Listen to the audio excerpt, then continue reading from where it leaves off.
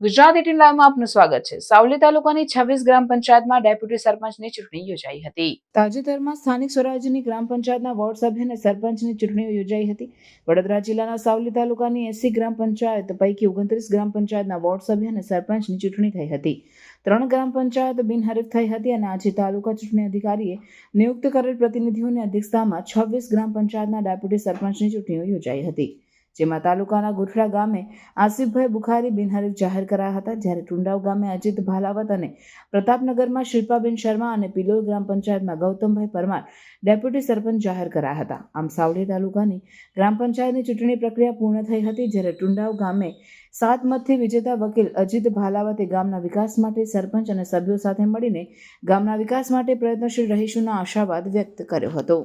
આજ રોજ ટુંડાવ પંચાયતની અંદર ઉપપ્રમુખની ઉપસરપંચની જે બેઠક માટે ઇલેક્શન થયું તેમાં 7 મતોથી મને જીત હાસિલ થઈ છે। ટુંડાવ ગામ વતી ટુંડાવના જે નાના મોટા જે પ્રશ્નો છે, જે વિકાસના કાર્યો છે, એ વિકાસના કાર્યો હું પૂર્ણ કરીશ અને સરપંચની સાથે ખભેથી ખભો મળાવીને કામ કરીશું અને પંચાયતની અંદર ગરીબ વર્ગના લોકોનું વધારે કામ અને ગરીબ વર્ગને ઉપર લાવવા માટે પ્રયત્ન કરીશું અને ટુંડાવ ગામની અંદર જે તળાવની સાફ સફાઈ છે, ગટરના જે પ્રશ્નો છે, પાણીના જે પ્રશ્નો તાત્કાલિક ધોરણે નિકાલ કરીશું અમે અને ટુંડાવ ગામની અંદર જે પોલ્યુશન માટે જે ફેક્ટરીઓ અત્યારે હાલ ચાલી રહી છે, પોલ્યુશનની ફેક્ટરીઓ પણ બંધ કરવા માટે પ્રયત્ન કરીશું। સાથે સાથે ટુંડાવ ગામની અંદર જે મારા 7 મત જે મને મળ્યા છે, 7 મતના જે મતાધિકારવાળા જે સભ્યોને હું મારા તરફથી એમને અભિનંદન પાઠવું છું।